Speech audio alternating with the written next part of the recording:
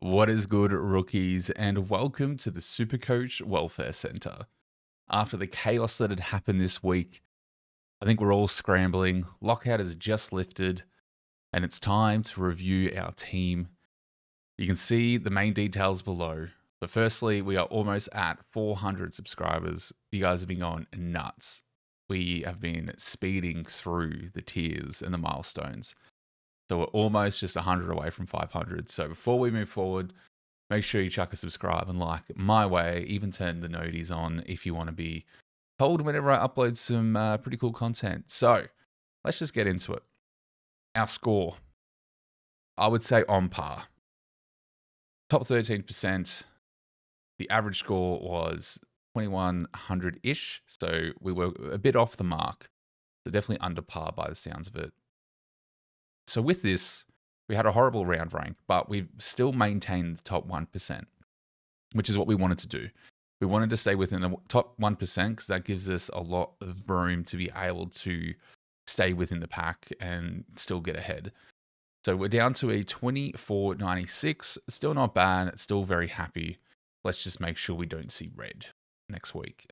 Let's get into the carnage. And then we can talk about trades, early trade plans, early VCs, and so on and so forth. Defense is probably our biggest letdown of them all. Sheasel somehow managed to get 81. There was a lot of time spent forward. Really unfortunate. I don't think you look at trading him out or anything like that. You hold him. Zorko, the piggy man. 139 and backs it up with a 136. Has the Catters next week. Oh, what a pick. Our doppelganger, Tom Stewart, has most likely done a PCL injury. There's been no official reports. They say it is minor.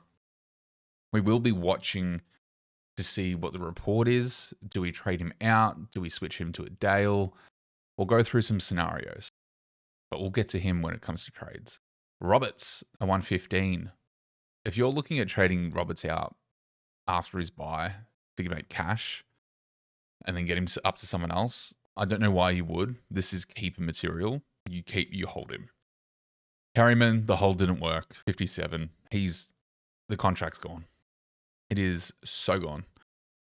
So we're not going to spend much time on him because he's practically out of the team. Reed, 36. I actually thought I made a mistake putting him in on field. It turns out he scored more than Trainer, which I feel most people put on field. Pryor seems to be the consistent better scorer. Got a 57. Outscored Reed by 21 points, actually, which is crazy. That would have made a massive differential to our ranking. Is what it is, though. Moving into our midfield, the captaincy on Dunkley did not go out as planned, but in a chaos round that it was, I still will take it because our VC didn't do much better. Richards, enough. 105. Got a bit quiet in moments, but had a really good game. Clary is back. He is piggy. He is screaming for the ball. He gave away some silly frees every now and then, so this could have been quite high, much higher. But such a good player. Very happy to have him in our team. Chera, 113. You can't really ask for much more for these two in regards to mid prices. Very, very good. O'Driscoll, 95. If he didn't give away that free, probably would have been a ton. So very, very good. Sardis kind of rewarded the holders instead of trading him out with a 78, especially given the round that it was. Ashcroft, who we brought in, 72, we take it. Nevitt, unfortunately, had a bit of a quiet game, Supercoach-wise. He had a lot of clangers. I think it was like 6 or 8. So that didn't help him, but I think he is still up there if he just cleans up his scoring ability. We have Foss on the bench with 42, Hewitt with 58, and Camporelli with 52, who was subbed. Hewitt had a very quiet fourth quarter, basically didn't go near the ball or touch it, didn't do too much with it. So we still hold him. Foss is on the list to trade out to make some cash. Campo is just kind of a wait and see. Gorney was the lowest score that we took, which is really unfortunate. Needed him to do something special for us to really separate us and get us ahead, but Big X just destroyed him. made Gawn just a shell of his man. He looked very mentally frustrated, and even the coach said there's something going on in his personal life. So it doesn't seem like it's a physical, but maybe just a mental game that let him down. Unfortunate, it happens. You hold still. I don't think you trade out Gawn, in my opinion. If you really need 70k and you're holding a Foss, just move Foss down to someone and make the cash up that way. Our forward line is probably the best performing field or line in our team.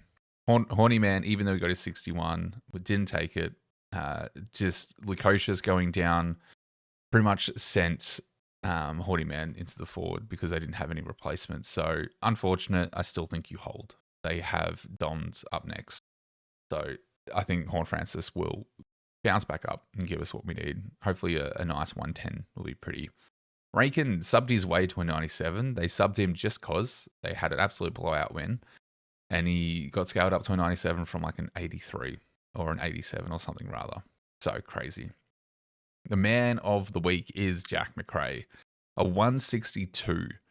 We have a man under 400k who is a viable VC option.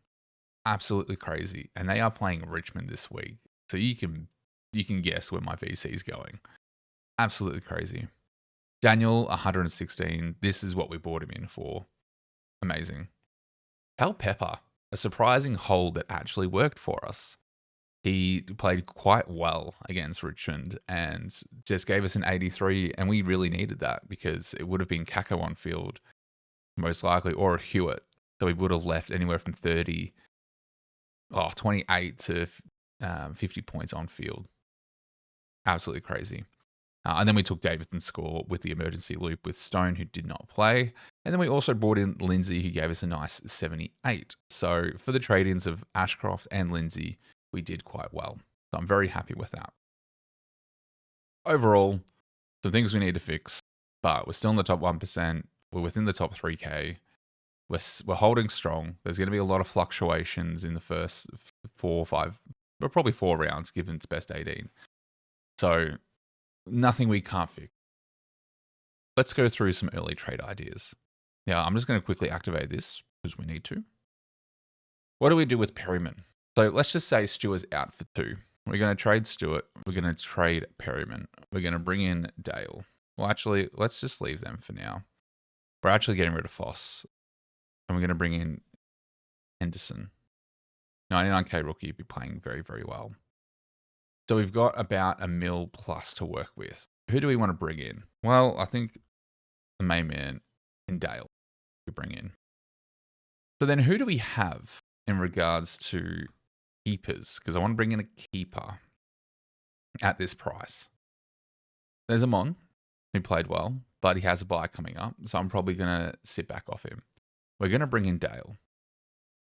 We can't get Sinclair. Let me just change this so we can actually see players we can afford. There's Salem. There's Holmes. So we could do like a Stewart for Holmes. Who else is there? There's a Naz who looks pretty decent and we can flash the cash on him. There's a Farrell. Potentially one as a cheaper, but I have more faith in Naz than I do Farrell. And then we start getting into the mid prices again. So nothing too crazy. Not at all. Do we bring in an O'Sullivan in field 4? I don't think so. Do we potentially do like a Salem and maybe move Dale up to a Whitfield? Potentially. There's a few different ideas that I'm toying with at the moment, but given who we can afford, I feel like if I'm taking a Geelong player out, I better get one in. Do I think Dale, do I think Holmes is that person? At 26% owned compared to a Naz at 11%, I'm probably going to go Naz. Yes, that leaves us no cash in the bank.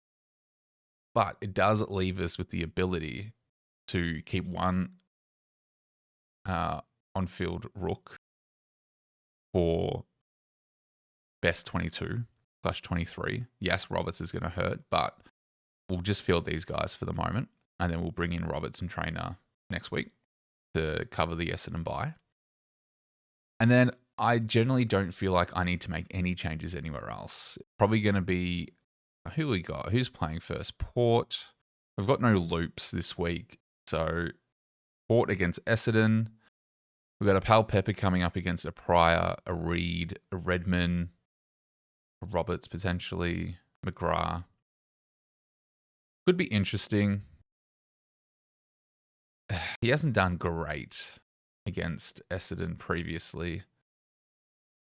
Does Kako do well against Port? Maybe not.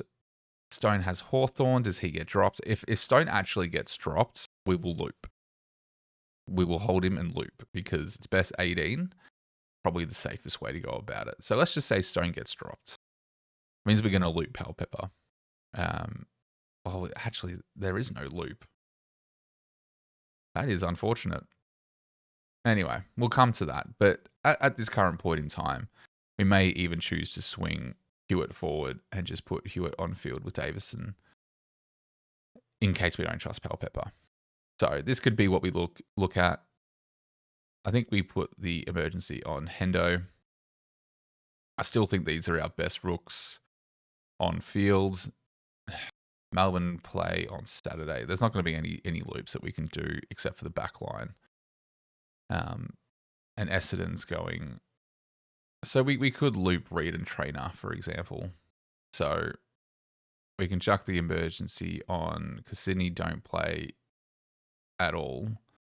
And Essendon are on Saturday. So we can loop Reed at least. We'll put Pryor on and we'll loop Reed. Trainer, I'm unsure if he plays. He was pretty poor. But they have Saints. So one can hope. So this is what we're looking at for our trades, potentially, is we bring in a Dale and a Naz. And so we bring in Dale. He's probably going to have a rougher fixture. He's got Carlton and Freo and then Brisbane. But it seems like we have some decent availability to get some good points, especially because no one is coming back, such as the big boys, Bont and Trelaw. Could do a Fraser as well. Definitely a viable option. What else could you do? If you've got midfield problems, I'm quite confident still fielding 4 rooks in mid for the moment and 2 up front just for the moment. Again, best 18. Baz might come in. If that is the case, then maybe we move a Naz down to maybe a Connor O'Sullivan and then bring Baz in. But I still am very hesitant given that he hasn't put a string of 2 games together. So a bit concerned about that one. But this is where we're currently looking, I think, as our team for trade-ins. This will change most likely, so keep an eye out for the Wednesday video that will come out for probably the best case scenario trades. But again, follow me on X as well to make sure you stay up to date. In regards to VC and C, I'm going straight VC on McRae and I'm captaining Zorko against the Cattery. So who do we have? Predictions don't really mean too much. So we have Dunkley and Zorko going high. That's probably going to be the most. So made the mistake of not captaining up Zorko this week. Not going to make that mistake again. Sheasel has Adelaide. They're a bit tougher. So I think Zorko will pop off against Geelong. If you've got McInerney, for whatever reason, sneaky VC, and then maybe lead into a Fremantle player if you've got like a Sarong or Brayshaw. I think they're going to go nuts against West Coast. O'Driscoll hopefully does well again. Yeah, that's probably where we're sitting. Not happy to use the boost so early, but again, this is what they're kind of here for. So this is what we're kind of leading into for the week. Let me know how you guys went. Comment down your scores below, what your current rank is, and how you're feeling about your team. What trades are you guys going to make? Just get involved. I enjoy getting involved in the comments and talking to all of you and just kind of spreading ideas and having some different thoughts on different players and different ways of approaching certain situations. And given this week, we can see that all different sorts of situations can arise. So with that said, I look forward to seeing you guys later in the week. Make sure you check out the Centre Bound stream tomorrow night or tonight, whenever this video is uploaded, for essentially the review crew of what is a massive round to review. That said, I'll see you in the next one.